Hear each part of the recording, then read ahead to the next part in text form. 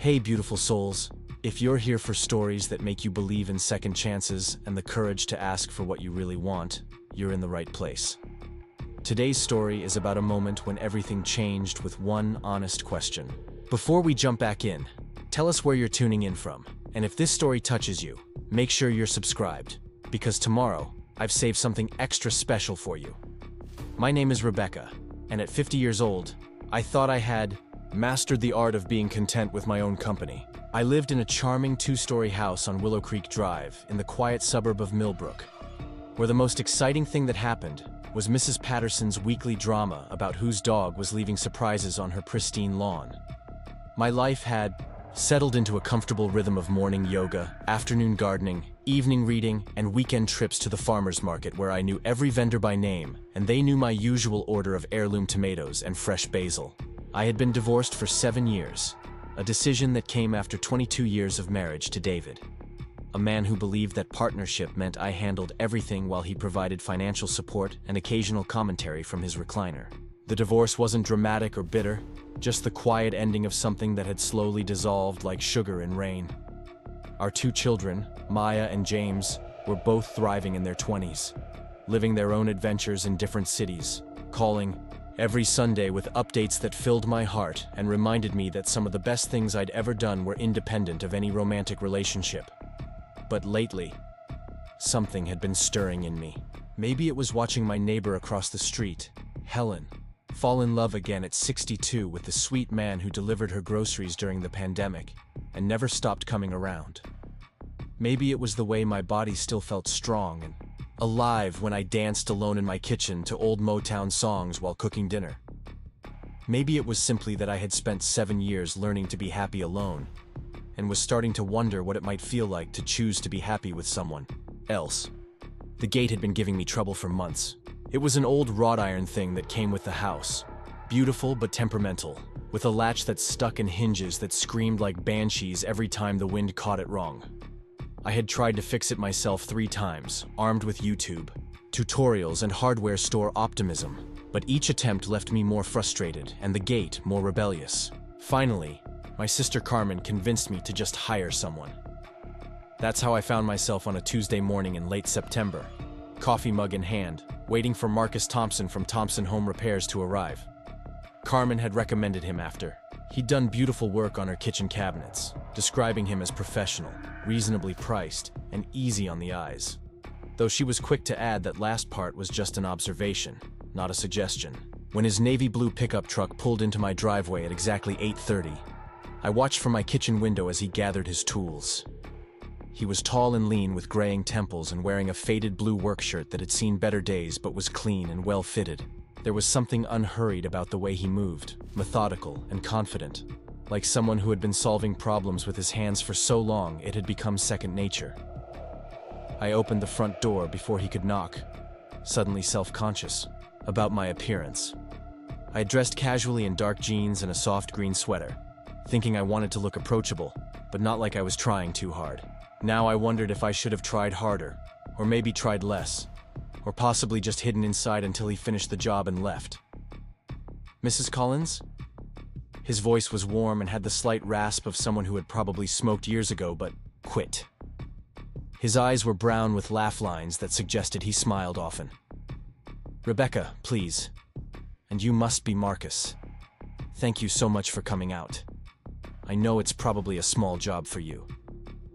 I gestured toward the gate, which had chosen that exact moment to swing open and bang against the fence post, as if auditioning for a haunted house soundtrack.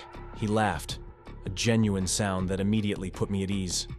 "Trust me, there's no such thing as a small job when something in your home isn't working right.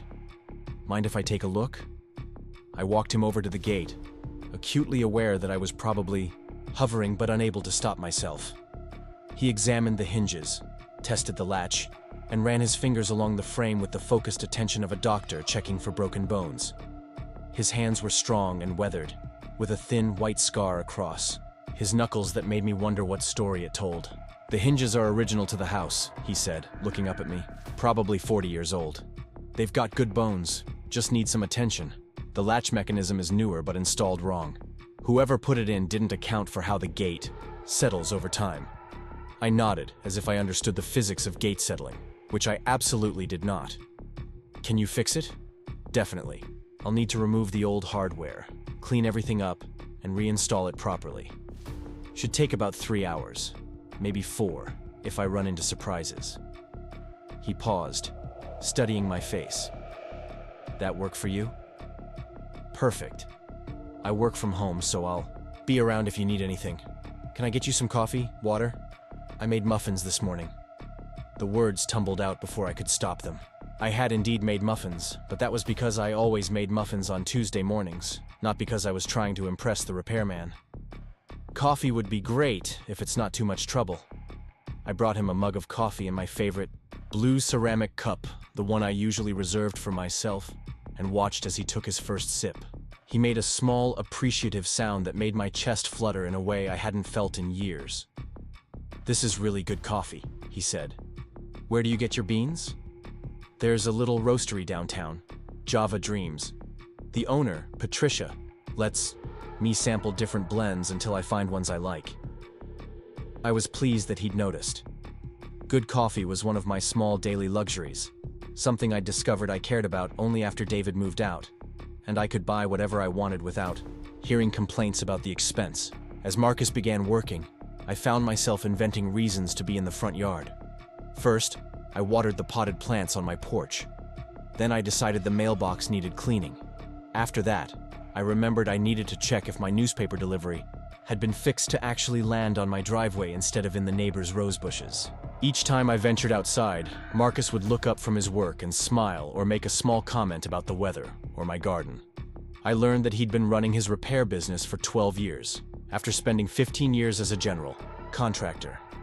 He lived about 20 minutes away in the next town over, had been divorced for 8 years, and had 2 grown children who lived across the country but visited regularly. "What made you start your own business?" I asked during one of my invented outdoor errands, this time rearranging the solar lights along my walkway that absolutely did not need rearranging.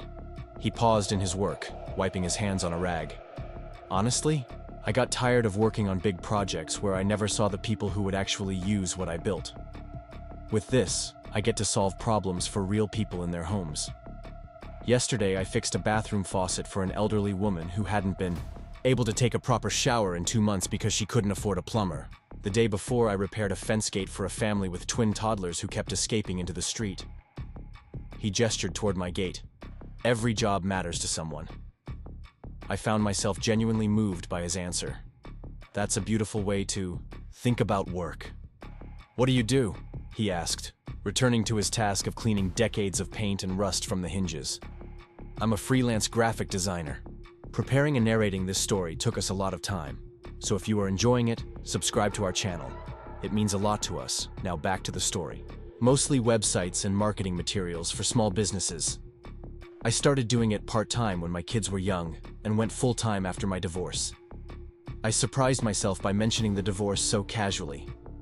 Usually, I danced around that topic with new people, but something about Marcus's straightforward manner made honesty feel natural.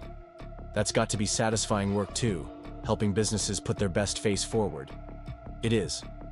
I especially love working with women who are starting their own companies. There's something special about helping someone translate their vision into something visual that represents who they are and what they're trying to build. We worked in comfortable parallel for the next hour, him on the gate and me on various garden tasks that actually did need doing. I found myself stealing glances at him as he worked, admiring the careful precision with which he approached each step of the repair. He wasn't rushing to finish and move on to the next job. He was taking time to do it right. When lunchtime approached, I made a decision that felt both natural and terrifying. "Marcus, I was about to make myself a sandwich. Would you like one? You've been working hard." He looked up, a smudge of rust on his cheek that I wanted to reach out and brush away. "I don't want to impose." "It's not imposing. I'm making food anyway, and you've probably worked up an appetite." 10 minutes later, we were sitting on my back porch, eating turkey and avocado sandwiches and drinking iced tea. My backyard was my pride and joy, a carefully tended space with raised garden beds, a small greenhouse I'd built myself with the help of several YouTube tutorials, and a pergola covered in climbing roses that were just finishing their final bloom of the season. This is incredible, Marcus said, looking around at the garden. Did you design all this yourself? Guilty. It's been my pandemic project, my therapy, my midlife crisis, and my creative outlet all rolled into one. I laughed. My ex-husband used to complain that I spent too much time and money on it. He preferred grass that could be mowed in straight lines and called to order. His loss, Marcus said simply. And something in the way he said it made me look at him more closely. What about you? Do you garden? I try, but I travel so much for work that I tend to kill anything that requires regular attention. I've got a few hardy perennials and a vegetable patch that survives despite my neglect more than because of my care. He took another bite of his sandwich. This is really good, by the way. I usually eat lunch in my truck. We talked about travel, about the places we'd been, and the places we wanted to go. I told him about my dream of visiting Portugal to see the tile work and architecture. He told me about a job he'd done restoring a historic farmhouse in Vermont, and how the experience had made him want to learn more about traditional building techniques. The conversation flowed easily, punctuated by comfortable silences and the sound of birds in my garden. I couldn't remember the last time I'd felt so relaxed with someone new, so free to just be myself without worrying about saying the wrong thing or revealing too much. After lunch, Marcus returned to work on the gate while I settled at my computer to finish a project for a client.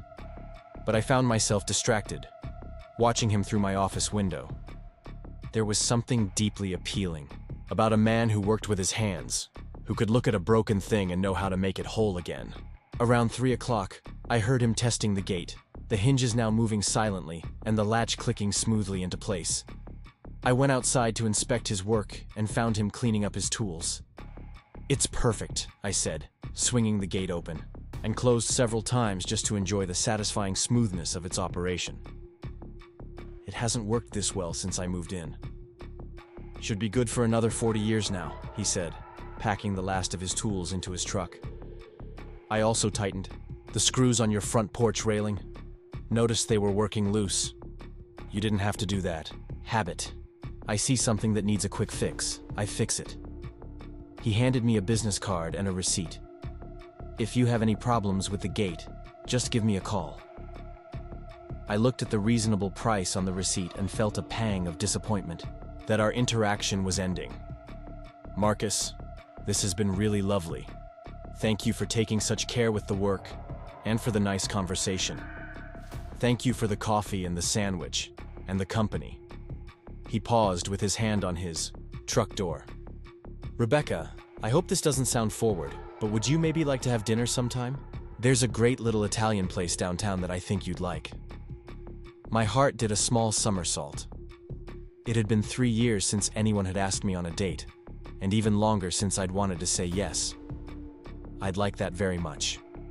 We exchanged phone numbers, and I watched him drive away before going back inside and immediately calling my sister Carmen to report every detail of the interaction. "I told you he was easy on the eyes," Carmen said smugly. "But more importantly, he sounds like a good man. When was the last time someone fixed something for you without you having to ask 3 times and provide detailed instructions?" She had a point. David had been capable of many things, but he'd always approached household repairs like they were personal favors I should be grateful for, complete with sighs and comments about how he worked all week and shouldn't have to come home to more work. Marcus called that evening while I was making dinner, just to make sure the gate was still working properly and to suggest Saturday evening for our dinner date.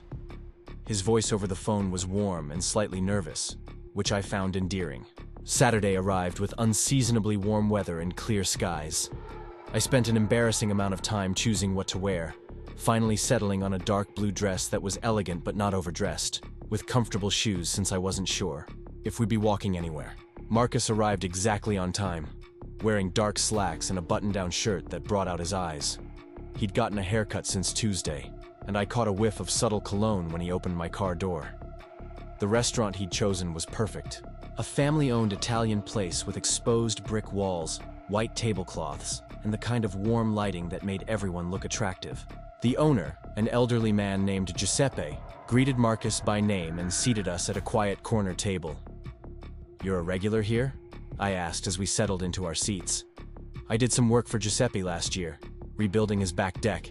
He insisted I bring my family for dinner, and when I explained I didn't really have family nearby anymore, he adopted me as an honorary nephew. Now I come in every few weeks, and he feeds me too much and tells me I'm too skinny. Right on cue, Giuseppe appeared with a basket of warm bread and insisted we try the special appetizer he'd prepared, a selection of bruschetta that he'd made just for us. As he walked away, Marcus looked slightly embarrassed. Sorry, he gets enthusiastic about matchmaking. I think he's been waiting for me to bring a date here. I don't mind, it's sweet that he cares about you. Over dinner, our conversation deepened. Marcus told me about his divorce, how it had been amicable but sad. The end of a marriage that had simply grown into friendship over the years until they both realized they wanted different things from life. His ex-wife had wanted to travel and had eventually moved to Seattle to be near their daughter and new grandchild. He told me about his son, who was a teacher in Portland, and his daughter, who worked for a nonprofit in Seattle. I shared more about my own journey, the slow realization that I had spent 20+ years trying to be the wife David wanted instead of figuring out who I actually was, the relief and terror of starting over at 43, the unexpected joy of designing my own life exactly the way I wanted it. What's been the best part? Marcus asked. About being on your own, I mean. I thought about it for a moment. The quiet, not having to negotiate every decision or justify every choice, being able to eat cereal for dinner if I want to, or spend a whole Saturday reading without someone sighing dramatically about all the things that could be getting done. I paused. And discovering things about myself that I never had space to explore before. Like what? Like that I'm actually pretty good at building things. I put together that greenhouse myself, and I've done most of the landscaping in my backyard.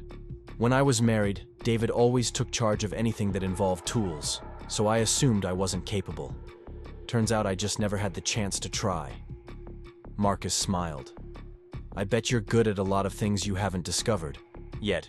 After dinner, we walked through downtown Millbrook's small historic district, past the antique shops and the bookstore that stayed open late on weekends.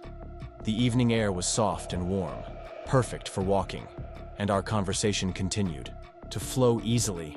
Can I ask you something? I said as we paused in front of the window of the local art gallery. Of course. What made you ask me out? I mean, I'm glad you did, but I'm curious what made you take that leap. Marcus was quiet for a moment, studying the paintings displayed in the gallery window. Honestly, it was watching you in your garden during lunch. You talked about your plants like they were old friends, and you knew exactly what each one needed. And then when you mentioned your ex-husband complaining about the garden, I could see this flash of hurt that you covered up really quickly. I just thought, here's a woman who creates beautiful things and deserves to have someone appreciate them. I felt tears prick at my eyes unexpectedly. That's a lovely thing to say. It's a true thing to say. When he walked me to my door, at the end of the evening, there was a moment of uncertainty about how to end the date. I solved it by going up on my tiptoes and kissing his cheek softly. Thank you for a wonderful evening, Marcus. Thank you for saying yes. Would you like to do this again? Very much. He waited until I was safely inside before driving away, and I spent the rest of the evening replaying every moment of the date and marveling at how natural and easy it had felt. Over the next few weeks, Marcus and I fell into a comfortable pattern of seeing each other once or twice a week. Sometimes it was dinner out, sometimes it was cooking together at my house, or his small but cozy apartment across town. He introduced me to hiking trails I'd never known existed, and I introduced him to the farmer's market and my favorite vendors. The more time we spent together, the more I appreciated his steady, thoughtful approach to life. He listened when I talked about my work challenges or my worries about my aging parents. He remembered small details, like the fact that I preferred white wine to red, and that I had a weakness for anything with lemon in it. When my kitchen faucet started dripping, he fixed it without being asked, and when I protested that he didn't need to work when he came over, he just smiled and said he liked taking care of things for people he cared about. It was that phrase, people he cared about, that made me realize how deeply I was falling for this kind, capable man who had wandered into my life through a broken gate. The question had been building in me for days before I finally found the courage to ask it. We were in my backyard on a Sunday afternoon in early November, working together to winterize my garden. Marcus was helping me wrap the more delicate plants in burlap, while I gathered the last of the season's vegetables. "Marcus," I said, looking up from the rosemary bush I was trimming, "can I ask you something personal?" "Shoot." He didn't look up from the fig tree he was carefully wrapping. I took a deep breath, my heart beating faster than the simple question warranted. "You fix everything. My gate, my faucet, that loose board on my deck steps. You fix problems for your clients. You fixed Giuseppe's deck. You even fixed my neighbor's mailbox when you noticed it was hanging crooked." I paused, gathering my courage. "At 50, do you think you could fix my single life?" Marcus stopped what he was doing and turned to look at me fully. His expression was serious, thoughtful, and something else I couldn't quite read. "Rebecca," he said slowly, "I don't think your single life needs fixing." My heart sank, and I felt heat rise in my cheeks. I had misread everything, pushed too hard, asked for too much. But then he continued, "I think you've built something beautiful exactly the way you wanted it. The question is whether you'd want to share it with someone who promises not to change it, just add to it." I stared at him, hardly daring to breathe. "Because if that's what you're asking," he said, moving closer, "then yes, I would very much like to try." The words hung in the autumn air between us like morning mist, delicate and full of possibility. Marcus set down the burlap he'd been holding and stepped closer, close enough that I could see the golden flecks in his brown eyes and smell the faint scent of sawdust that seemed to cling to him no matter how thoroughly he washed. "Rebecca," he said softly, reaching out to touch my cheek with fingers that were surprisingly gentle for hands that spent their days gripping tools and handling rough materials. "Are you asking me what I think you're asking me?" I felt my face grow warm under his touch, but I didn't pull away. 7 years of living alone had taught me many things, but perhaps the most important was this: life was too short to spend it wondering what might have happened if you'd been brave enough to ask for what you wanted. I'm asking if you think two people who've already figured out how to be happy on their own might be able to figure out how to be happy together, I said, my voice steadier than I felt. "I'm asking if you think we're too old to be foolish enough to try." Marcus smiled then, a slow, warm smile that started in his eyes and spread across his face like sunrise. "I think 50 is exactly the right age to be foolish about the right person," he said. "And I think you might just be the right person." He leaned down and kissed me then, soft and careful and full of promise. It was nothing like the desperate, consuming kisses of my youth, or the perfunctory pecks that had marked the end of my marriage. This was something entirely different. A kiss that tasted like patience and possibility, like two people who had learned the difference between wanting someone and choosing someone. When we broke apart, I was breathless and grinning like a teenager. "So what happens now?" I asked. "Now," Marcus said, picking up the burlap again with a grin of his own, "we finish winterizing your garden, and then maybe we figure out what it looks like to build something together." The next few weeks unfolded like a gentle revelation.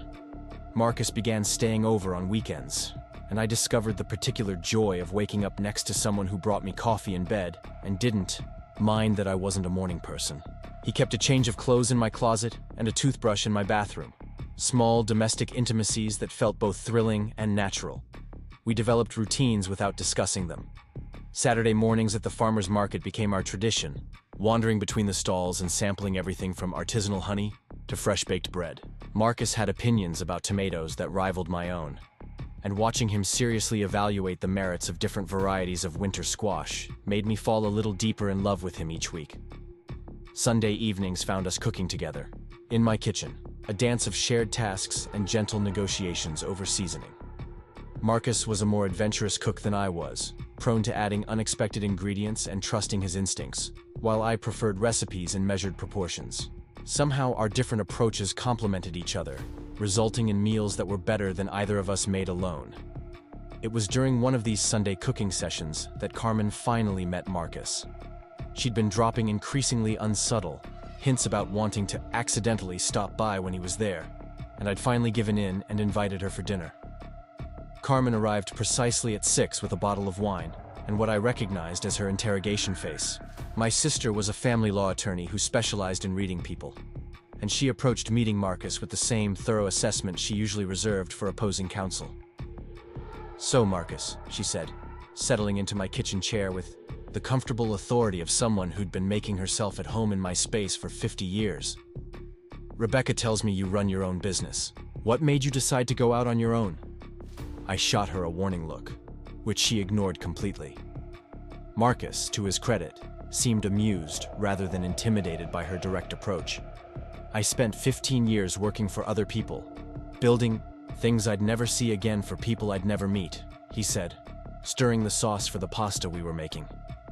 "I wanted to do work that mattered to real people, where I could see the difference it made in their daily lives." "And you've been divorced how long?" Carmen continued, ignoring my increasingly frantic attempts to change the subject. 8 years, Marcus answered calmly. "Amicable split. We just grew in different directions. Kids? 2. Both adults, both living across the country pursuing their own dreams. We talk regularly, and they visit when they can." Carmen nodded approvingly. "What are your intentions with my sister?" "Carmen," I protested, but Marcus just laughed. "Your sister is a remarkable woman who's built a beautiful life for herself," he said, looking directly at Carmen. "My intention is to be worthy of being included in that life, for as long as she'll have me." Even Carmen seemed satisfied with that answer. By the end of the evening, she was showing Marcus photos of her own children and discussing the merits of different local contractors for a bathroom renovation she was planning. After she left, Marcus and I cleaned up the kitchen together in comfortable silence. "She's protective of you," he observed, drying the last of the wine glasses. "She's been looking out for me since we were kids. Our parents traveled a lot for work, so we learned to rely on each other pretty early." I hung up the dish towel and turned to face him. "What did you think of her?" "I think you're lucky to have someone who loves you enough to give potential boyfriends the third degree," Marcus said, pulling me into his arms. "And I think I passed the test." "Barely," I teased, but I was smiling. Carmen's approval meant more to me than I'd realized, and seeing her warm up to Marcus over the course of the evening had settled something anxious in my chest. It was around this time that the comments started. Millbrook was a small enough town that news traveled fast, and apparently the sight of Marcus's truck in my driveway on weekend mornings had not gone unnoticed by my neighbors. The first comment came from Janet Morris, who lived 3 houses down and had appointed herself the informal neighborhood watch coordinator. I encountered her at the mailbox on a Tuesday afternoon, and she made a point of mentioning how nice it was to see me getting back out there. "Though I hope you're being careful, dear," she added with a smile that didn't quite reach her eyes. "You never really know someone until you've known them for years." I managed a polite response and retreated to my house, but the interaction left me unsettled. There was something in Janet's tone that suggested she knew something I didn't, or thought she did. The second comment came from Bill Henderson, who lived across the street and had apparently been keeping track of Marcus's comings and goings with disturbing precision. "Seems like your handyman's been putting in a lot of overtime," he said, with a chuckle that made my skin crawl. "Hope you're getting your money's worth." The implication was clear, and it made me angry in a way I hadn't expected. I'd spent 7 years building a reputation in this neighborhood as a competent, independent woman who minded her own business and contributed positively to the community. The suggestion that my relationship with Marcus was somehow transactional or inappropriate felt like a personal attack. When I told Marcus about the comments, his jaw tightened in a way I'd never seen before. "Small towns," he said grimly. "Some people have nothing better to do than worry about other people's business." "It's not just small-town nosiness," I said. "There's something else. Like they think they know something about you that I don't." Marcus was quiet for a long moment, and I felt a flutter of anxiety in my stomach. Was there something he hadn't told me? Some reason why my neighbors were looking at him with suspicion? "Rebecca," he said finally, "there's something I should probably tell you. It's not a secret exactly, but I haven't brought it up because it's not really relevant to us." My heart rate picked up. "Okay." My ex-wife, Linda, she had some problems toward the end of our marriage. Drinking, mainly, though it took me a long time to admit that's what it was.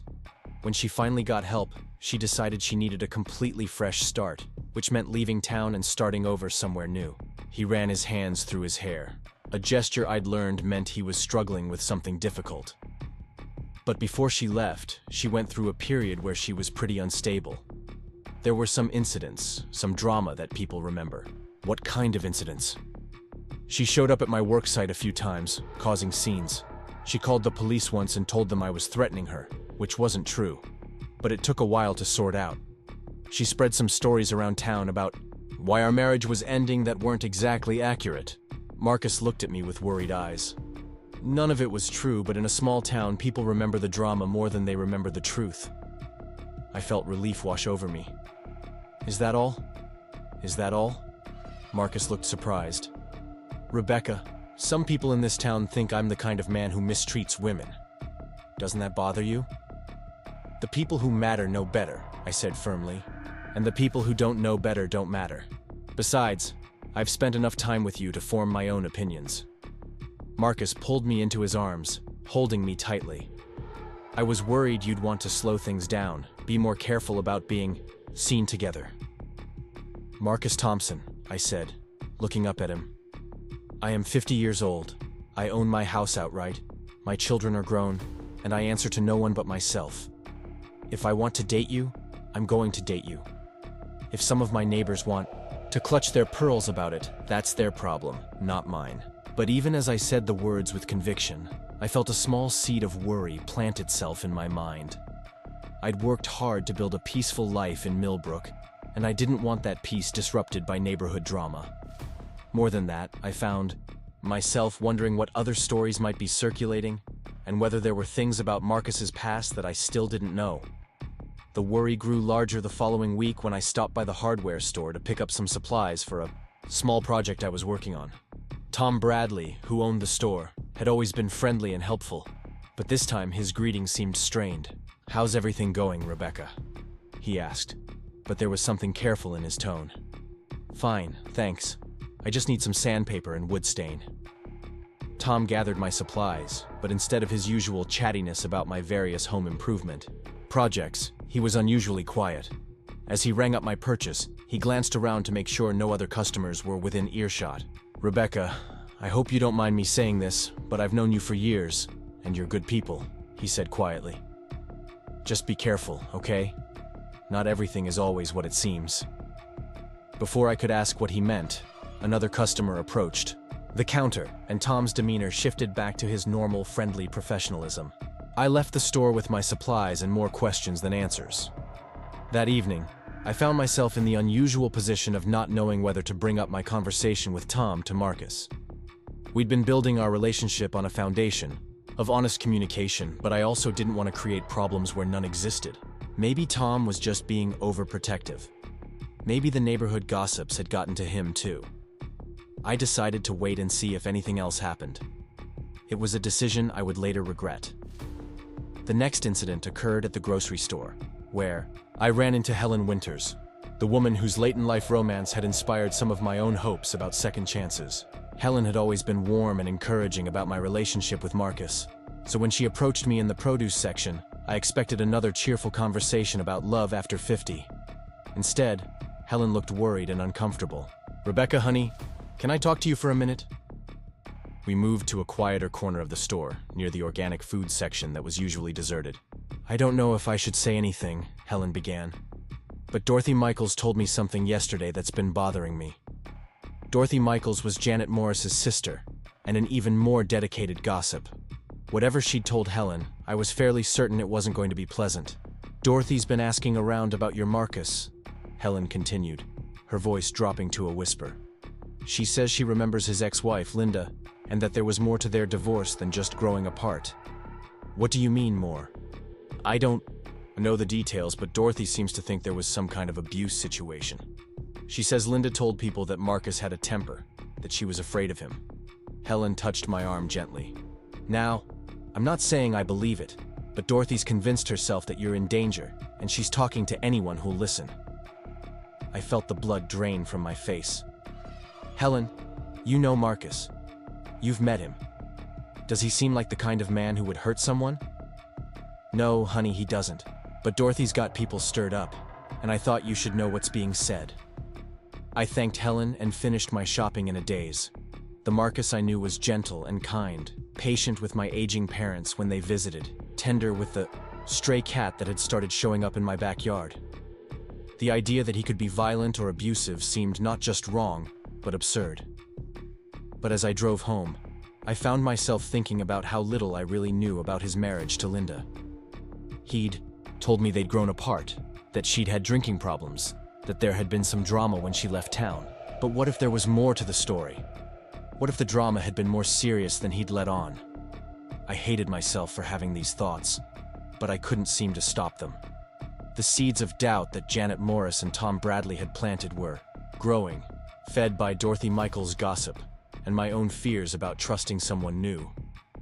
When Marcus arrived for dinner that evening, I found myself watching him more carefully, looking for signs of the temper that Dorothy claimed Linda had feared.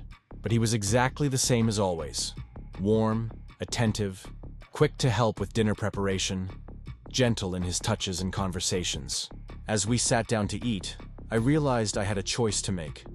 I could let the neighborhood gossip poison what we were building together, or I could trust my own experience and judgment. I could continue to second-guess every interaction, looking for warning signs that might not exist, or I could have an honest conversation with the man I was falling in love with. "Marcus," I said, setting down my fork, "I need to ask you something, and I need you to be completely honest with me." He looked up from his plate, immediately alert to the serious tone in my voice. "Of course. What's going on?" "People are talking about us, about you specifically, about your marriage to Linda and how it ended." I took a deep breath. "There are rumors that you were abusive, that she was afraid of you." Marcus went very still. For a moment, the only sound in my dining room was the tick of the grandfather clock my grandmother had left me. "What exactly are people saying?" he asked quietly.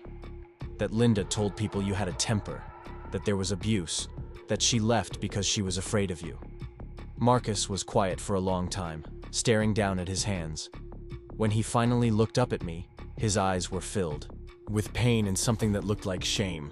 "Rebecca, I have never hit a woman in my life. I have never threatened a woman, never tried to control or intimidate a woman. But Linda was sick, and when she was drinking, she said a lot of things that weren't true." His voice was steady but strained.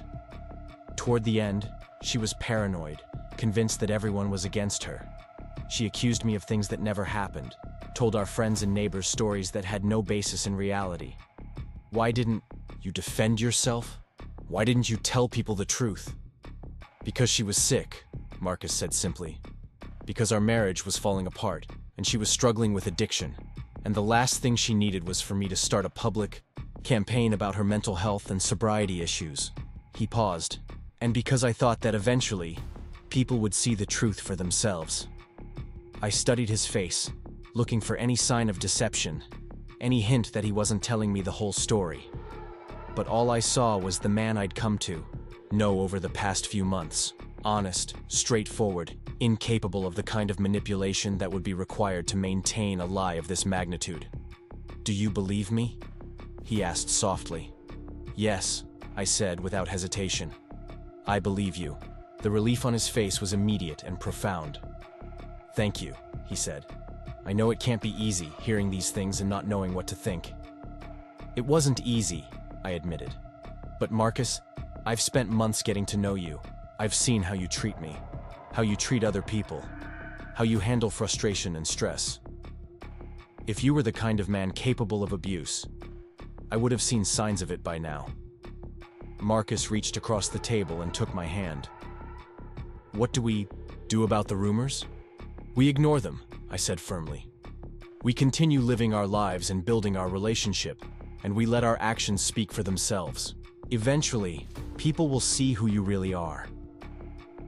But even as I said the words with conviction, I wondered if it would really be that simple. Small-town gossip had a way of taking on a life of its own, and I suspected that Dorothy Michaels and her allies were just getting started. Over the next few days, the whispered conversations seemed to follow me wherever I went. At the post office, conversations stopped when I entered. At the coffee shop, I caught people looking at me with expressions that ranged from pity to disapproval.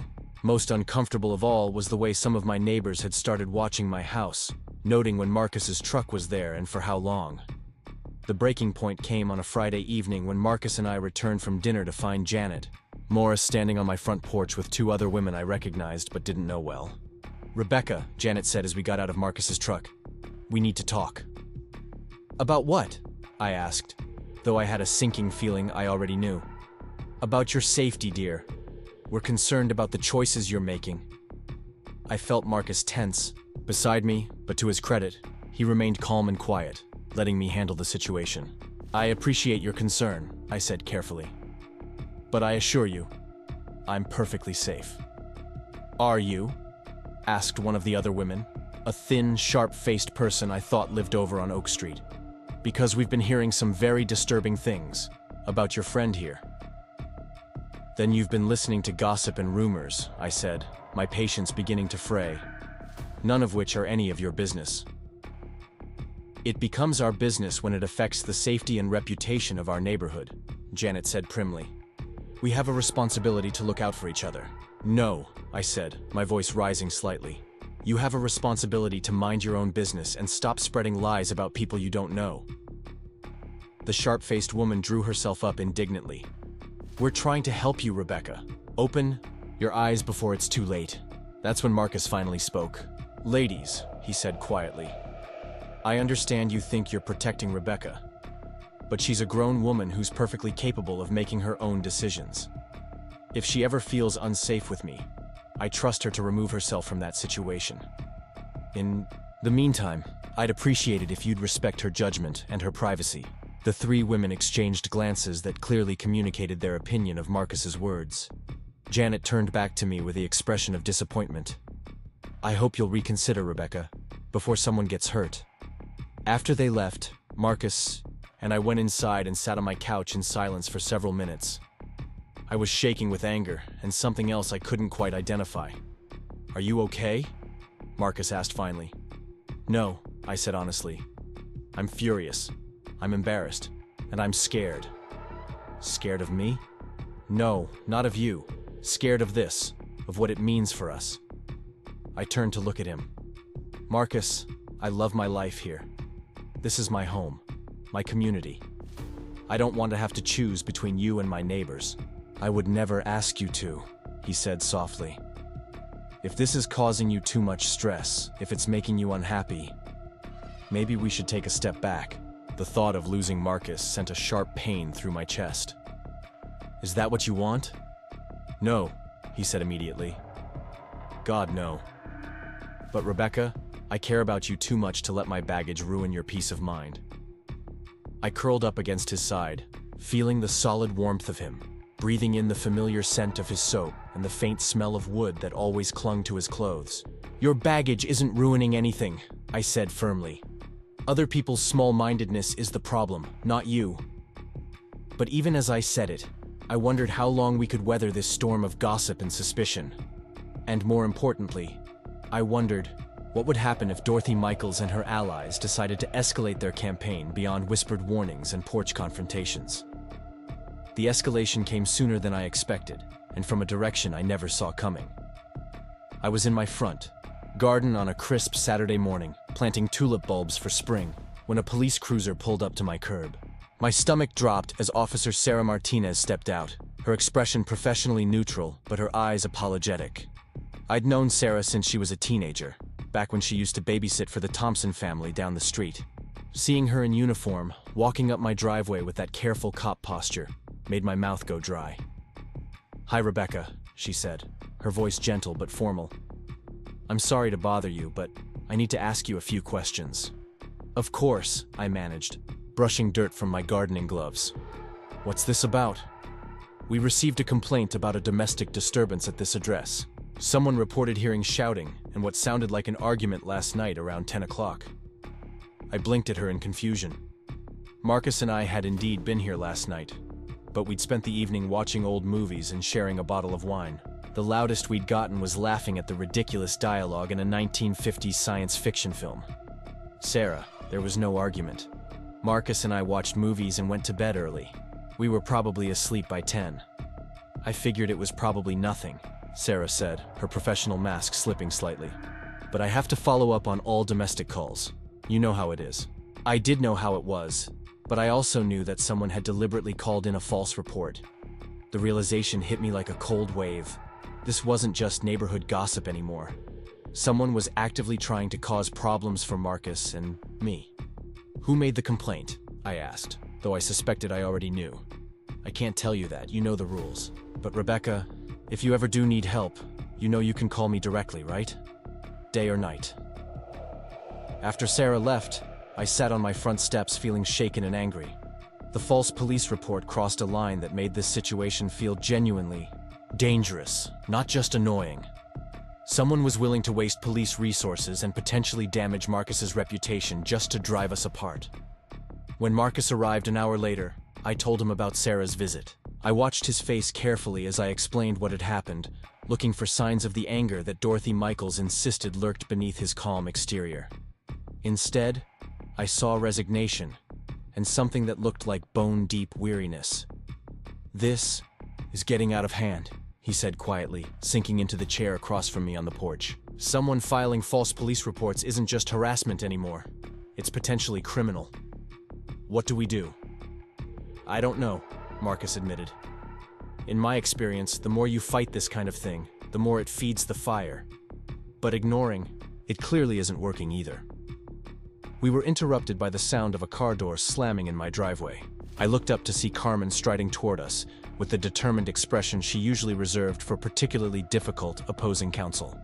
She was dressed in her weekend casual clothes, but she still managed to radiate the kind of authority that made people think twice about crossing her.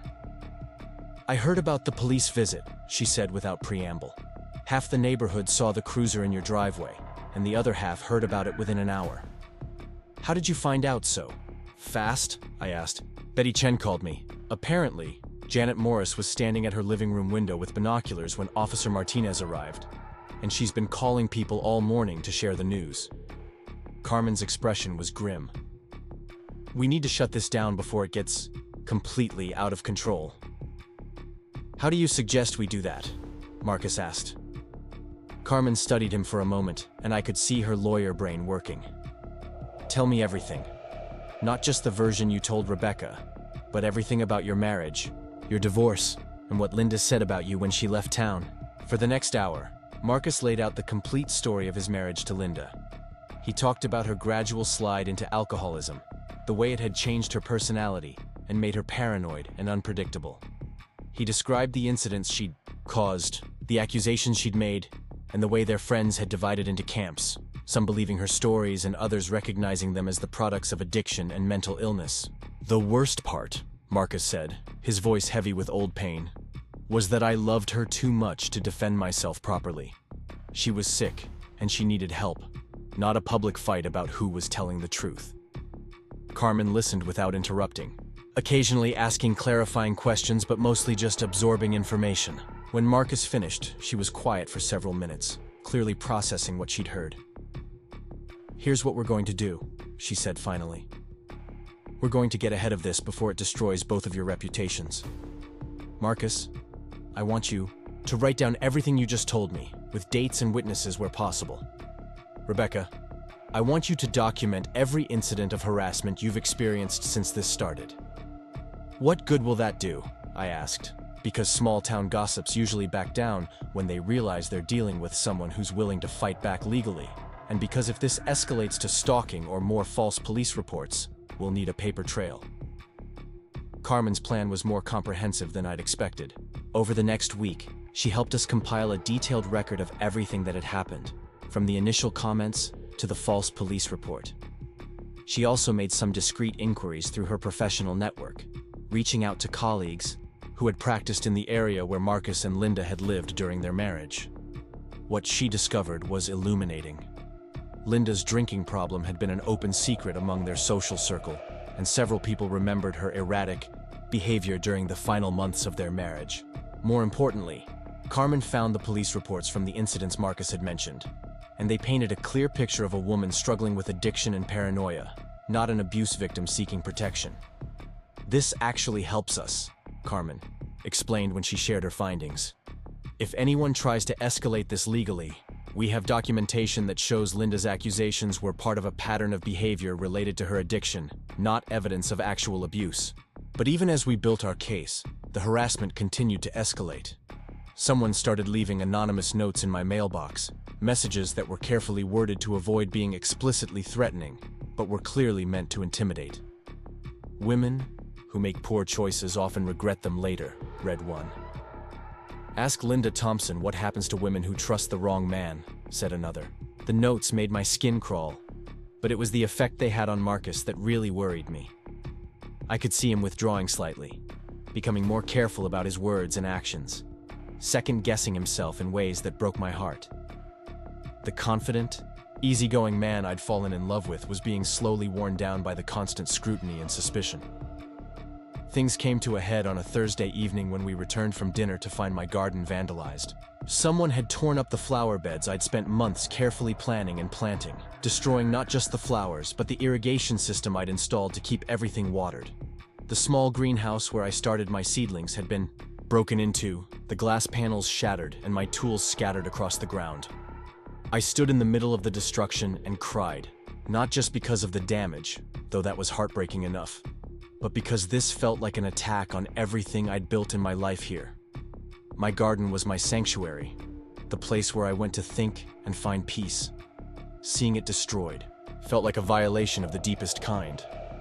Marcus was livid in a way I'd never seen before. His hands shook as he surveyed the damage, and for a moment I saw a flash of the anger that Linda had claimed to fear. But it wasn't directed at me or at anyone vulnerable. It was the righteous anger of someone watching the person they loved being hurt by cruel, cowardly people. "That's it," he said, his voice tight with fury. "This ends now." "What are you going to do?" "I'm going to find out who's been doing this, and I'm going to make sure they're held accountable." I called the police, and this time it was Officer Bull, Martinez's partner, Tom Rodriguez, who responded. He took photos of the damage and asked questions about who might have access to my backyard, but I could tell he thought it was probably just random vandalism. "Any idea why someone would target your garden specifically?" he asked. I exchanged glances with Marcus. "Officer Rodriguez, I've been having some problems with harassment from neighbors who disapprove of my relationship. This might be connected to that." Tom's expression became more serious. "What kind of harassment?"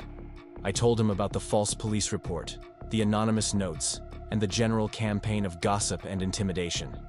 He wrote everything down carefully and promised to increase patrol frequency in the neighborhood. After Tom left, Marcus and I spent the evening cleaning up the worst of the damage. It was heartbreaking work, gathering up the broken stems of plants I'd nurtured for months and trying to salvage what we could from the destruction. "I'm so sorry," Marcus said as we worked. "This is my fault. If I hadn't gotten involved with you, none of this would be happening." "Stop," I said firmly. "This is not your fault. This is the fault of small-minded people who think they have the right to control other people's lives." But privately, I was beginning to wonder if the cost of our relationship was becoming too high. I loved Marcus, but I also loved my home and my peace of mind. The constant stress of dealing with harassment was taking a toll on both of us, and I wasn't sure how much more we could endure. The next morning brought an unexpected ally. I was sitting on my front porch with a cup of coffee, staring at the ruins of my garden and trying to figure out where to start rebuilding, when Helen Winters walked up my driveway carrying a casserole dish and wearing an expression of determined outrage. "Rebecca, honey, I am so sorry about what happened to your garden," she said, settling the casserole on my porch table. "This is absolutely unacceptable." "Thank you, Helen. I appreciate the support." "It's more than support," Helen said, her usually gentle voice edged with steel. "Betty Chen and I have been talking, and we've decided that enough is enough. We're organizing a neighborhood meeting to address this harassment campaign." I looked at her in surprise. Helen was one of the sweetest people I knew, the kind of woman who brought soup to sick neighbors and always had a kind word for everyone. Seeing her angry was like watching a kindergarten teacher declare war. "A neighborhood meeting? Tomorrow night, 7 o'clock, at the community center. We're going to put a stop to this nonsense once and for all." Helen's eyes flashed with uncharacteristic fire. "Dorothy Michaels and her little gang of gossips have gone too far, and it's time for the decent people in this neighborhood to stand up and say so." Word of the meeting spread quickly through Millbrook's efficient gossip network. By Friday afternoon, it seemed like everyone in a 6-block radius knew about Helen's call to action. Some people, like my mail carrier Greg and the teenager who walked dogs through the neighborhood, stopped by to express their support. Others, I noticed, avoided making eye contact when I saw them around town. Carmen arrived Friday evening armed, with legal pads and her most intimidating business attire. "I hear we're going to war," she said, settling into my kitchen chair with the satisfaction of someone who lived for this kind of conflict. "Helen organized it, not me," I said. "I'm not even sure what she's planning to accomplish." "Sometimes community pressure is more effective than legal action," Carmen said. "If we can isolate the troublemakers and make it clear that most people don't support their behavior, they might back down." Marcus was less optimistic. "In my experience, people like Dorothy Michaels don't respond well to being publicly called out. It might just make them more determined." "Maybe," Carmen said, "but doing nothing definitely isn't working." Saturday evening arrived gray and drizzly, the kind of weather that matched my mood perfectly. Marcus and I walked to the community center together, his hand warm and steady in mine, despite the nervous energy I could feel radiating from both of us. The community center was more crowded than I'd expected. Helen and Betty Chen had clearly been busy because it looked like half the neighborhood had turned out. I recognized most of the faces, though I couldn't put names to all of them. Some people smiled and nodded when they saw us. Others looked away or whispered to their companions. Dorothy Michaels was there, of course, sitting in the front row with Janet Morris and several other women I recognized as part of their informal coalition. They all had the self-righteous expressions of people who believed they were about to be vindicated. Helen called the meeting to order with more authority than I'd ever seen her display. She started by explaining why she'd organized the gathering, speaking about community values and the importance of treating all neighbors with respect and dignity. "We're here tonight because some people in our neighborhood have been engaging in harassment and intimidation," she said, her voice carrying clearly through the room. "This isn't about taking sides or making judgments about anyone's personal relationships. This is about basic human decency." Dorothy Michaels stood up before Helen had finished speaking. "We have a right to protect our community," she said, loudly. "When someone dangerous moves into our neighborhood, we have a responsibility to warn people." "Dangerous?" Helen's voice rose slightly. "Dorothy, you've never even had a conversation with Marcus. You're spreading rumors based on gossip and assumptions." "I'm sharing information about his history," Dorothy shot back. "Information that everyone has a right to know." That's when Carmen stood up. She'd been sitting quietly in the back, but now she moved to the front of the room with the confident stride of someone who owned courtrooms. "Since we're talking about sharing information," Carmen said, her voice cutting through the murmur of conversation, "let me share some facts with everyone."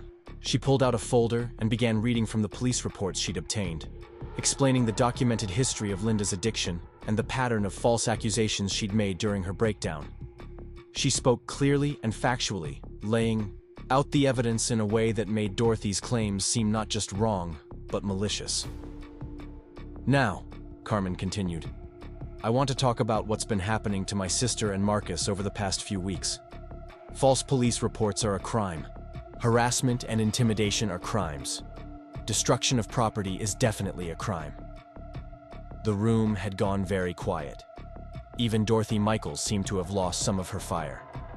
"If this behavior continues," Carmen said, making eye contact with Dorothy and her allies, "we will be pursuing legal action. Not just civil penalties, but criminal charges where appropriate." Tom Bradley, the hardware store owner, stood up next. "I owe Marcus an apology," he said, his voice gruff with embarrassment. "I let gossip cloud my judgment about a man I should have known better. Marcus has always been honest and fair in his dealings with me, and I had no business treating him with suspicion." Several other people spoke up after that, sharing positive experiences they'd had with Marcus or expressing support for our relationship. Greg the mail carrier talked about how Marcus had helped him fix his truck when it broke down during his route. Patricia from the coffee roastery mentioned that Marcus had donated his time to help with repairs at the community food bank. By the end of the meeting, it was clear that Dorothy Michaels and her supporters were in the minority. Most of our neighbors seemed embarrassed by the harassment campaign and eager to distance themselves from it. As people filed out of the community center, several came up to us to offer personal apologies or words of support. But I noticed that Dorothy and her core group left quickly, and without speaking to anyone, their faces set in expressions of defiant anger. "Well," Marcus said as we walked home under the streetlights, "that was more support than I expected." "Helen's amazing," I said. "I had no idea she had that kind of fight in her." "Your sister's pretty terrifying when she wants to be," Marcus added with a grin. "Remind me never to get on her bad side." But even as we celebrated the community support, I couldn't shake the feeling that this wasn't over. Dorothy Michaels hadn't looked like someone who was ready to back down. If anything, she'd looked like someone who was just getting started. I was right to be worried. The meeting seemed to have the opposite effect on Dorothy and her allies than what Helen had intended. Instead of backing down, they seemed to interpret the community support as evidence of a conspiracy to protect Marcus and silence them. The harassment took on a more targeted, personal quality. Someone started calling my business clients, sharing carefully worded concerns about my personal life and judgment. I lost 2 contracts that week, including a large website project I'd been counting on for my winter income. Marcus faced his own professional consequences. 3 clients canceled scheduled projects, citing vague concerns about his reputation and neighborhood problems. One potential customer told him outright that she'd heard he was trouble and didn't want that kind of drama associated with her home renovation. The financial pressure was stressful, but the personal toll was worse. I found myself constantly looking over my shoulder, wondering who might be watching or taking notes on our activities. Marcus became more withdrawn, and I could see him questioning whether our relationship was worth the pain it was causing both of us. The breaking point came on a Tuesday morning when I found Marcus sitting in his truck in my driveway, not getting out. I walked over and tapped on his window, expecting him to smile and make some joke about being lost in thought. Instead, he looked at me with eyes full of exhaustion and something that might have been defeat. "I've been thinking," he said quietly. "Maybe we should take a break. Give this situation time to cool down." My heart felt like it stopped beating for a moment. "Is that what you want?" "No," he said immediately. "But Rebecca, this is destroying your life. You're losing clients. Your neighbors are treating you like a pariah. Someone vandalized your garden. None of this is worth it." "That's not your decision to make," I said, my voice sharper than I'd intended. "I'm a grown woman, and I get to decide what's worth it in my own life. Even if it ruins everything you've built here?" I stood there in my driveway, looking at this man I'd fallen in love with, and realized we were at a crossroads. We could let the harassment drive us apart, proving to Dorothy Michaels and her allies that their campaign of intimidation worked.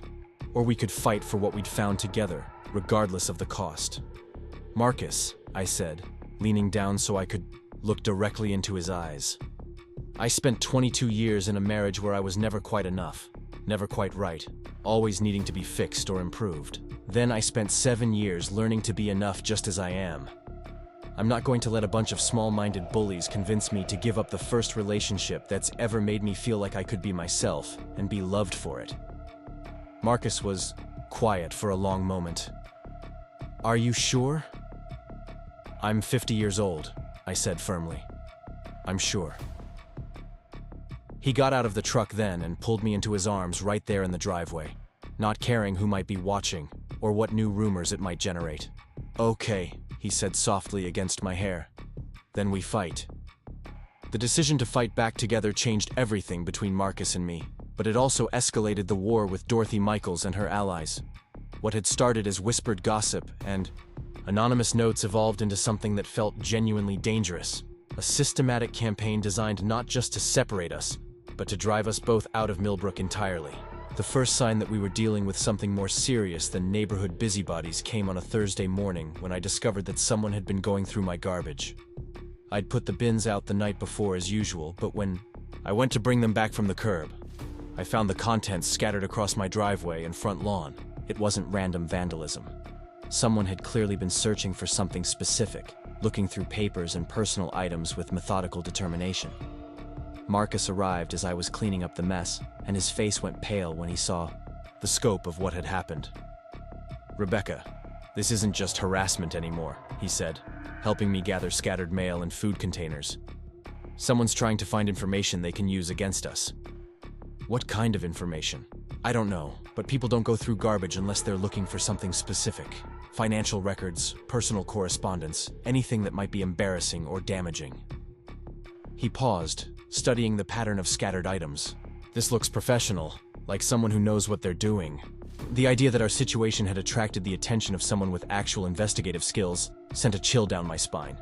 Dorothy Michaels might be persistent and vindictive, but she was essentially an amateur troublemaker. This felt different, more organized, and potentially more dangerous. Carmen arrived within an hour of my phone call, bringing coffee and her most serious lawyer expression. She photographed the scene and helped us inventory what had been taken or scattered, making notes about anything that might have contained sensitive information. "We need to assume they found whatever they were looking for," she said grimly. "Bank statements, credit card bills, anything with personal details. They could be planning to use that information for identity theft or financial harassment. Or blackmail," Marcus added quietly. "If they found anything that could be taken out of context or misinterpreted." The three of us spent the morning securing our financial accounts and credit reports, changing passwords, and setting up fraud alerts. It was exhausting work, made worse by the constant awareness that we were essentially under siege by people who seemed to have unlimited time and energy for making our lives miserable. The next escalation came that weekend, when Marcus discovered that someone had been following him to job sites. She went on to present evidence of the harassment campaign, the false police reports, the surveillance, and the professional sabotage that Marcus and I had endured. She read from the anonymous notes, described the garbage searching, and documented the systematic attempt to destroy our reputations and livelihoods. "What we're seeing here isn't community safety advocacy," Carmen concluded. "This is a coordinated harassment campaign designed to drive two people out of town because a small group of individuals disapproves of their relationship." Marcus spoke next, his voice steady despite the intensity of the moment. He talked about his 15 years as a contractor and 12 years running his own business, the relationships he'd built with clients and suppliers, the projects he'd completed successfully. He described his work with the food bank and other community organizations, the times he'd donated his services to elderly residents or families in need. "I understand that my divorce created some difficult situations, and I don't minimize the pain that Linda experienced during her illness," Marcus said. "But I have never harmed a woman, never threatened a client, never given anyone reason to fear for their safety. The allegations being made tonight are not just false.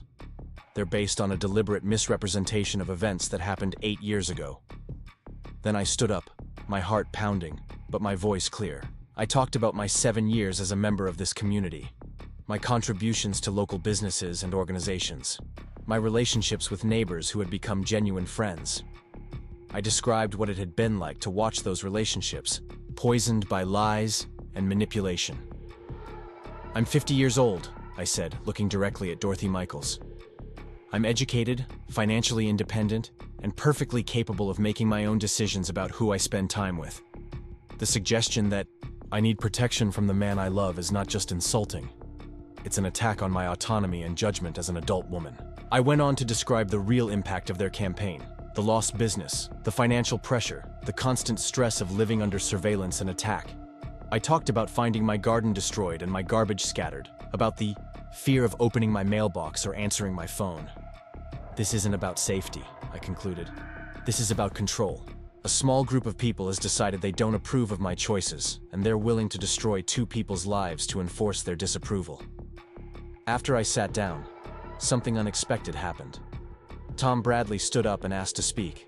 The hardware store owner walked to the front of the room and faced the crowd with visible nervousness, but obvious determination. "I owe Marcus Thompson a public apology," Tom said, his voice rough with emotion. "I let gossip and innuendo cloud my judgment about a man I've done business with for over a decade. Marcus has always been honest, reliable, and fair in his dealings with me. He's helped me solve problems, recommended solutions that saved me money, instead of making him more profit, and been the kind of businessman I wish I saw more of in this community." Tom's statement seemed to open floodgates. One by one, other community members stood up to share their experiences with Marcus. Patricia from the coffee roastery talked about his volunteer work. Greg, the mail carrier, described how Marcus had helped him when his truck broke down. An elderly woman named Rose Martinez spoke about the wheelchair ramp Marcus had built for her house, refusing payment and completing the work in his spare time. Even more powerful were the women who stood up to challenge the narrative Dorothy had tried to create. Helen Winters talked about watching Marcus and me together, seeing the way he treated me with respect and kindness. Betty Chen described her own interactions with Marcus, emphasizing that she had never felt anything but comfortable and safe around him. "I am a 78-year-old woman living alone," Betty said, her voice carrying clearly through the hushed room. "If Marcus Thompson was dangerous to women, don't you think I would have sensed it? Don't you think any of us would have seen signs?" The testimony went on for nearly an hour, a parade of community members sharing experiences that painted a picture completely at odds with Dorothy's accusations. By the time the public comment period ended, it was clear that the mood in the room had shifted dramatically. Mayor Gonzalez called for a brief recess while the council deliberated. Marcus and I sat in the hallway outside the conference room, surrounded by supporters but still nervous about the outcome. Even with all the testimony in our favor, we knew that political bodies sometimes made decisions based on avoiding controversy, rather than seeking truth. Carmen was more optimistic. They'd have to ignore overwhelming evidence and community testimony to take action against Marcus, she said. That would be political suicide for elected officials. When the council reconvened, Mayor Gonzalez read a carefully worded statement.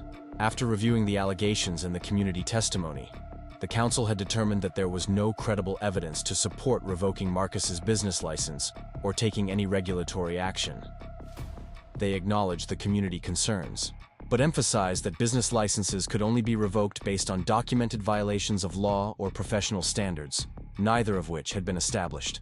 The mayor went on to note that the testimony had revealed what appeared to be a pattern of harassment against two community members, and suggested that if such behavior continued, the affected parties should consider pursuing legal remedies.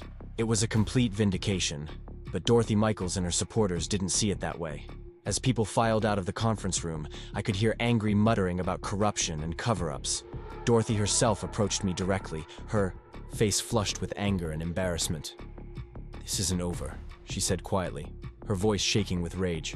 "People like you think you can do whatever you want, but there are consequences for poor choices." Before I could respond, Carmen stepped between us.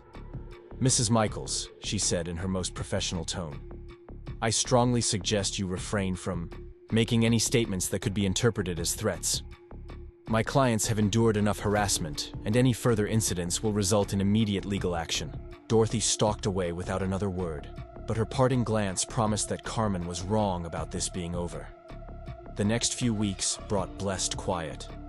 The city council's public vindication seemed to have deflated most of the opposition, and several of our neighbors made efforts to rebuild relationships that had been damaged by the controversy. Marcus began getting calls from potential clients again, and my own business started to recover as word spread about what had really been happening. But the victory felt incomplete because we knew Dorothy and her core supporters hadn't given up. They had simply retreated to plan their next move. The question was what form that move would take, and whether we would see it coming in time to defend against it. The answer came on a cold February morning when I found Marcus standing in my kitchen, holding a letter that had been slipped under his apartment door sometime during the night. His face was pale, and his hands were shaking slightly as he handed me the single sheet of paper. The letter was typed on plain paper with no identifying marks, but the message was crystal clear. "We know about the accident. We know what really happened that night. Leave town now, or everyone else will know too." "What accident?" I asked. But even as the words left my mouth, I could see from Marcus's expression that this was something serious, something he'd never told me about. Marcus sat down heavily at my kitchen table, looking suddenly older than his 55 years. "There's something I need to tell you about Linda," he said quietly. "Something I never told anyone, not even my lawyer during the divorce." My heart started beating faster. "What is it?" "The night Linda left town, she was drunk. More drunk than I'd ever seen her. And that was saying something. She was trying to drive, and I took her keys away from her. We fought about it, and she stormed out of the house on foot." Marcus paused, his voice barely above a whisper. I should have followed her, should have made sure she got somewhere safe. But I was tired and angry, and I just let her go. What happened? She walked to a bar downtown, kept drinking, and eventually convinced someone to give her a ride, but not home. She had them drop her off at a friend's house across town. Marcus's voice was getting quieter. The friend wasn't home, and Linda tried to break in through a back window. She fell, hit her head on a concrete step. The neighbor found her unconscious the next morning. I felt a chill run down my spine. Was she okay? She was in the hospital for 3 days with a serious concussion. She could have died. Marcus looked up at me with eyes full of old guilt and pain. If I had followed her that night, if I had made sure she was safe instead of letting my anger win, none of that would have happened. Marcus, that's not your fault. You can't control what someone else does when they're drunk and determined to hurt themselves. Try telling that to Linda's family, or to the police officer who investigated the incident. Officially, it was filed as an accident, but there were questions about why her husband let her leave the house in that condition. Marcus rubbed his face with his hands. It's the real reason Linda left town. She couldn't face the guilt of what had happened, and she blamed me for not stopping her. I sat quietly for a moment, processing this new information and understanding why Marcus had never shared it. The story painted him in a negative light, even though he hadn't done anything technically wrong. In the context of Dorothy's harassment campaign, it would be devastating ammunition. Who else knows about this? I asked. The police, the hospital, staff, Linda's family, a few friends who were involved in the aftermath. I thought it was buried in the past, but apparently someone did enough digging to find it. The implications were terrifying. Dorothy and her allies now had access to a story that could be twisted to support their narrative about Marcus being dangerous. Even though the official record showed it was an accident, the fact that he had let his drunk wife leave the house alone would sound damning to people already inclined to believe the worst about him. What do we do? I asked. Marcus was quiet for a long time. Maybe it's time to consider their suggestion, he said finally. I could relocate my business, start over somewhere else. You could sell the house, move somewhere new. Is that what you want? No, he said immediately. But Rebecca, if this story gets out, it'll be the end of everything we've built here. People will see it as proof that Dorothy was right all along. I stood up and moved to the window, looking out at the garden that was just beginning to show signs of spring recovery. The new plants I'd put in after the vandalism were starting to thrive, and I'd already started planning the summer improvements I wanted to make. I'm not running, I said firmly. I'm tired of letting other people's malice dictate my choices, even if it means fighting this battle all over again. I turned back to face him, especially then. Marcus, we've done nothing wrong. Yes, you made a judgment call that you regret, but you didn't hurt anyone. Linda hurt herself, and instead of taking responsibility for her actions, she's letting other people use her pain as a weapon against you. You don't understand what it'll be like when this story gets out. The whispers, the assumptions, the way people will look at us. Then we get ahead of it, I said, an idea forming in my mind. We tell the story ourselves, on our own terms, before Dorothy can twist it into something it's not. Marcus looked at me like I'd suggested we set ourselves on fire. Rebecca, you can't be serious. I'm completely serious. We've been playing defense this entire time, letting Dorothy control the narrative and set the terms of engagement. Maybe it's time to go on offense. I called Carmen immediately, explaining the latest development and outlining the idea that was taking shape in my mind. She listened without interrupting, asking clarifying questions but not immediately dismissing the plan. It's risky, she said finally. Once that story is public, you can't take it back. And there's no guarantee that people will interpret it favorably, even if you control how it's told. But if we don't tell it, Dorothy will. And her version will be designed to cause maximum damage. Carmen was quiet for several minutes, clearly weighing the options. If we're going to do this, we need to do it right. Full disclosure, supporting documentation, character witnesses who can speak to Marcus's true nature. We essentially need to put on a trial in the court of public opinion. Can we win that trial? I think so. We've got a lot of community, support, and the city council vindication gives us credibility. But it'll require Marcus to be completely transparent about everything, including the parts of the story that make him look bad. I looked at Marcus, who had been listening to our conversation with growing concern. "It's your choice," I said softly. "But whatever you decide, I'm with you." Marcus was quiet for a long time, staring down at the threatening letter that had started this latest crisis. Finally, he looked up at both of us with an expression of grim determination. "Okay," he said, "let's tell our story." The next week was a whirlwind of preparation. Carmen helped Marcus write a detailed statement about the night Linda was injured, including his perspective on the events and his regrets about the choices he'd made. We gathered supporting documentation from the police report, the hospital records, and witness statements from people who had been involved in the aftermath. Helen and Betty organized another community meeting, this time specifically focused on letting Marcus share his side of the story before rumors and gossip could take hold. The response was better than we'd hoped. Nearly 60 people showed up, filling the community center to capacity. Marcus stood at the front of the room and told the complete truth about his marriage to Linda, her struggles with addiction, and the night she was injured. He didn't minimize his role or try to deflect responsibility for the judgment call that still haunted him. Instead, he spoke honestly about the complexity of loving someone with addiction, the impossible choices it forces you to make, and the guilt that follows even when you know you did the best you could with the information you had. "I live with the regret every day," Marcus said, his voice steady but emotional. "I wish I had followed Linda that night. Wish I had found a way to keep her safe despite her determination to hurt herself. But I can't change what happened, and I won't let people use Linda's pain as an excuse to destroy the life I've built since then." The room was completely silent when Marcus finished speaking. Then Tom Bradley stood up, followed by Patricia from the coffee shop, then Helen and Betty, and dozens of others. One by one, they voiced their continued support and their belief in Marcus's character. But the most powerful moment came when an unexpected voice spoke up from the back of the room. Linda Thompson, Marcus's ex-wife, stood up and faced the crowd with visible nervousness, but obvious determination. "I drove up from the city when I heard what was happening," Linda said, her voice shaky but clear. "I've been sober for 6 years now, and part of my recovery has been taking responsibility for the pain I caused during my drinking. Marcus Thompson never hurt me. I hurt myself, and I blamed him because I couldn't face my own actions." Linda went on to describe her own perspective on that night, confirming Marcus's account and adding details that made it even clearer that he had been trying to protect her from herself.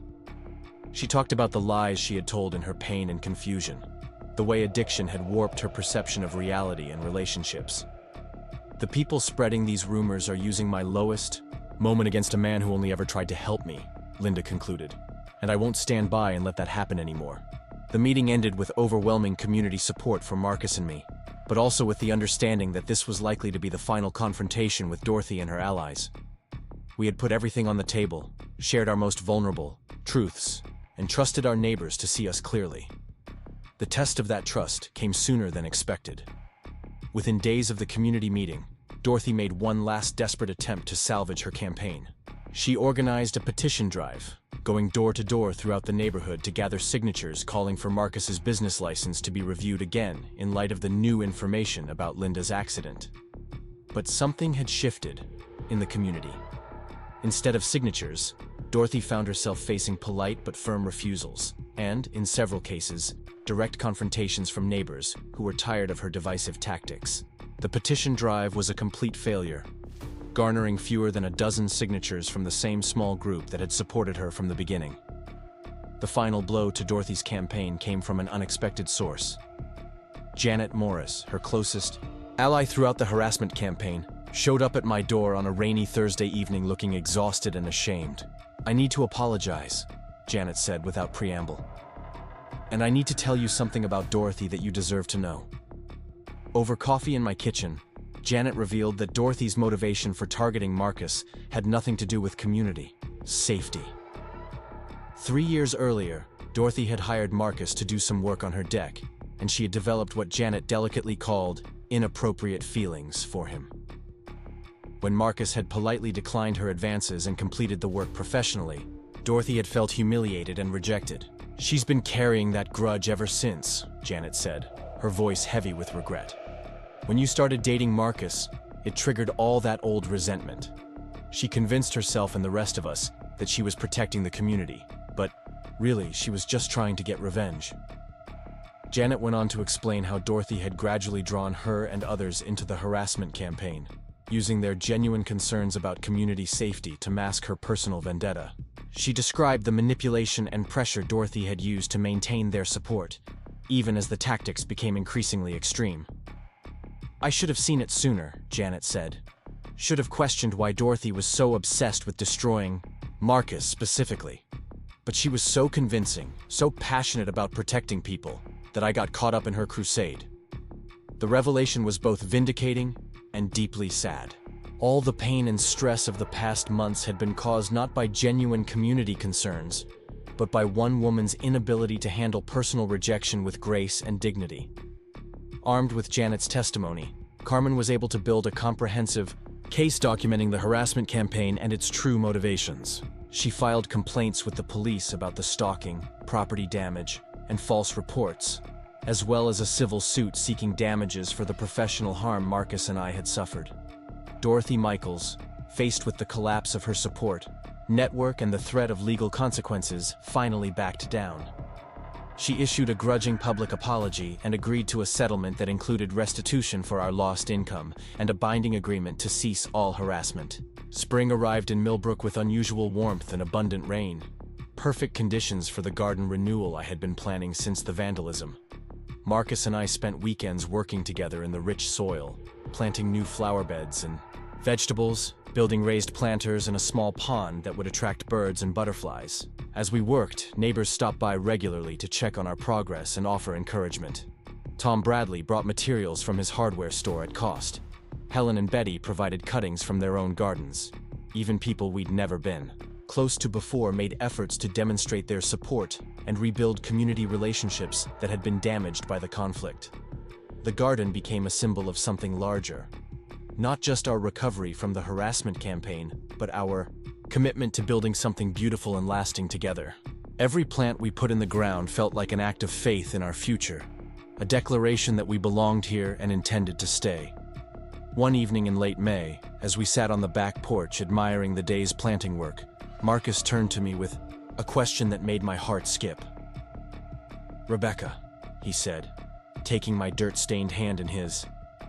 "I know we've already been through enough drama to last several lifetimes, but I have something I want to ask you." I looked at him. This man who had weathered the storm of community judgment and personal attack without losing his essential kindness and integrity, and realized I knew what was coming. "That day last fall when you asked if I could fix your a life," Marcus continued. "I said your life didn't need fixing, just someone to share it with.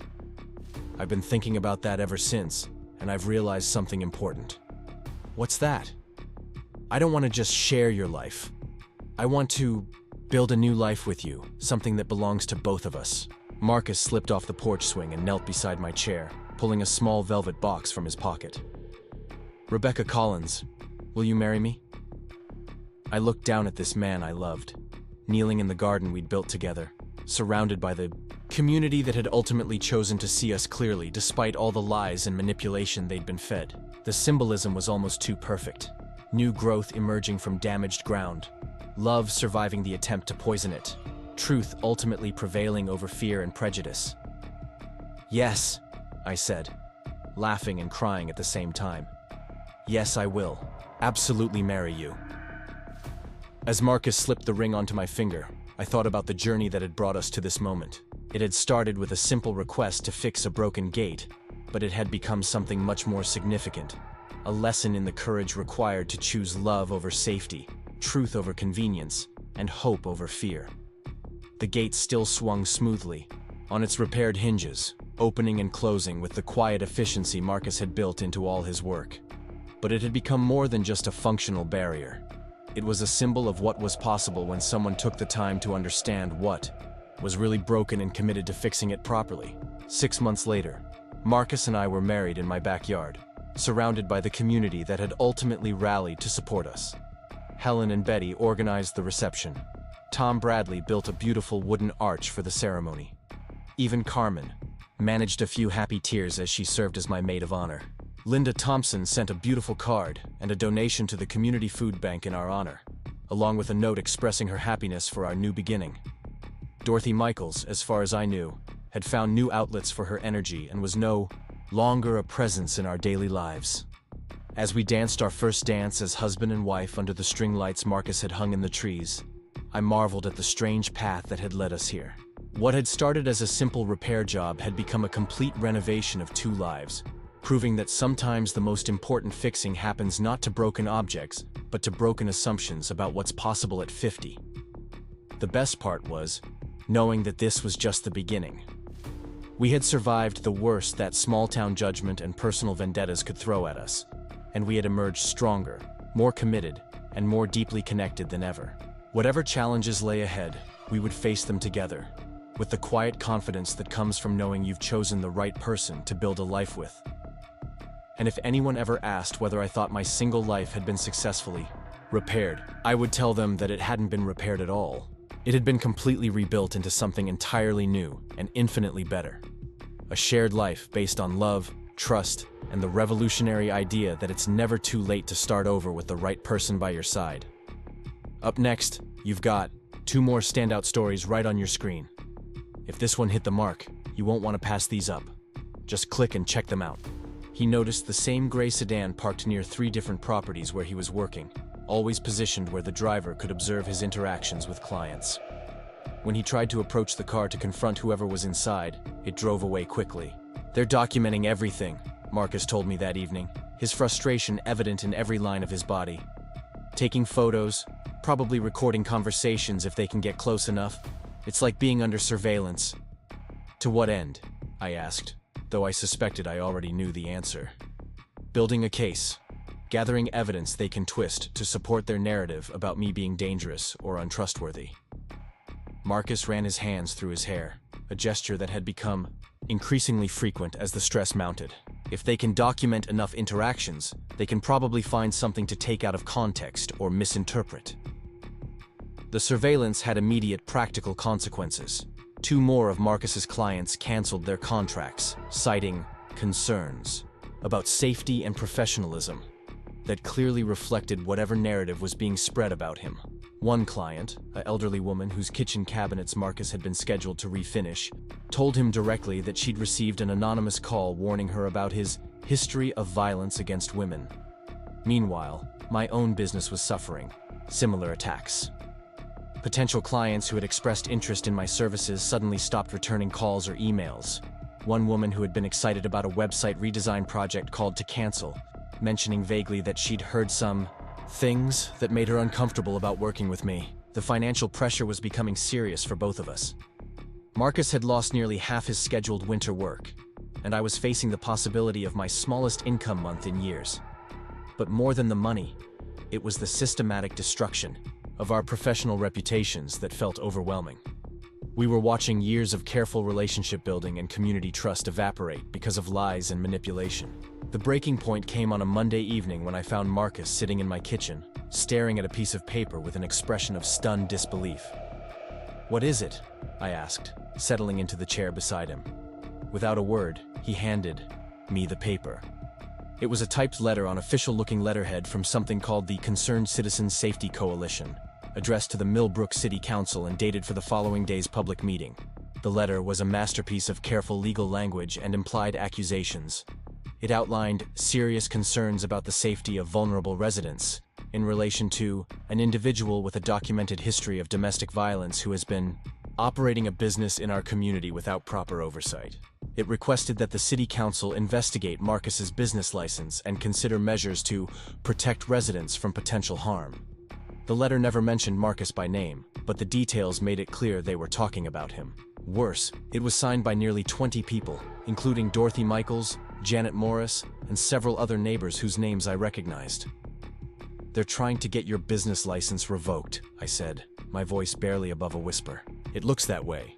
And if they succeed, I'll have to leave town to find work.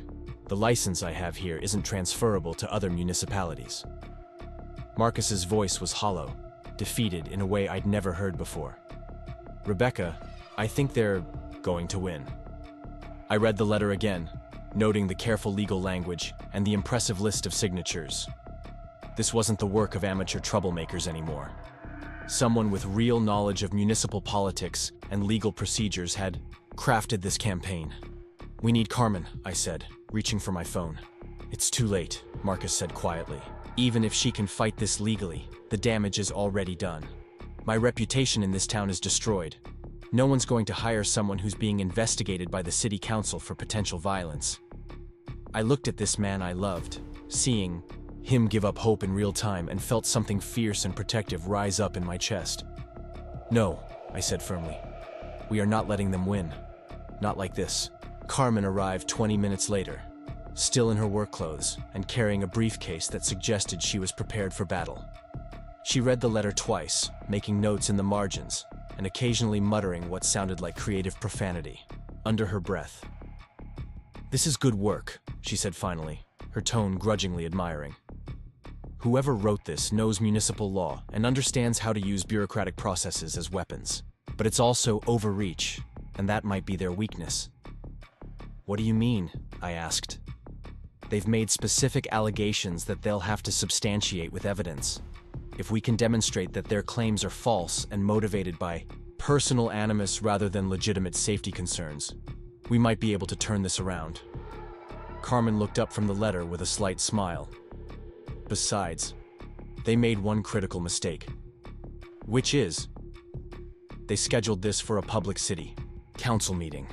That means we get to respond publicly, in front of the entire community. And I have some ideas about how to make the most of that opportunity." The next 24 hours were a whirlwind of preparation. Carmen worked her professional network to gather character references and documentation of Marcus's work history. Helen and Betty Chen organized their own coalition of supporters, reaching out to every person in the neighborhood who had benefited from Marcus's work or witnessed his character firsthand. I spent the time documenting everything that had happened to us, creating a timeline of harassment that stretched back to those first uncomfortable comments from Janet Morris. The pattern was clear when laid out chronologically: a systematic campaign of intimidation that had escalated from gossip to surveillance to this attempt at economic destruction. The city council meeting was held in the municipal building's largest conference room, and it was packed beyond capacity. I'd never seen so many of my neighbors in one place, and the tension in the room was palpable. Dorothy Michaels and her supporters sat in the front rows, looking confident and self-righteous. Helen's coalition filled the middle section, their faces set with determination.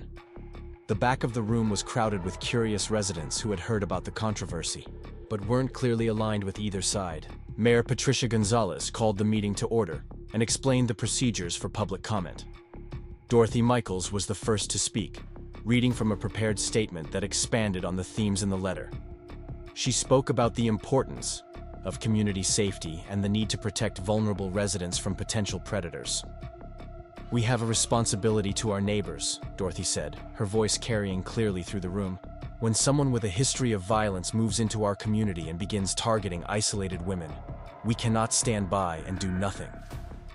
The implication was clear and devastating. Without ever saying the words directly, Dorothy had painted Marcus as a predator who was using his business to gain access to vulnerable women. It was a clever strategy that combined just enough truth about his divorce to seem credible, while adding sinister implications that transformed normal business relationships into something threatening. Janet Morris spoke next, describing the pattern of concerning behavior they had observed and the fear it had created among female residents. She mentioned the police visits, the complaints from neighbors, and the general atmosphere of unease that had settled over the community. Several other members of their coalition added their voices, each one building on the narrative of a dangerous man who had somehow fooled well-meaning but naive women into trusting him. By the time they finished, I could see doubt creeping into the faces of council members and audience members who had come in neutral. Then it was our turn. Carmen stood up first, introducing herself as a family law attorney and explaining her relationship to me. She spoke calmly and factually about the documented history of Linda's addiction and false accusations, using the police reports and witness statements she had gathered to dismantle the foundation of Dorothy's claims. The allegations being made tonight are based on statements from a woman who was suffering from severe addiction and paranoia, Carmen said, her voice carrying the authority of someone who dealt with facts for a living. The same woman later sought treatment and acknowledged that many of her accusations during that period were not based in reality.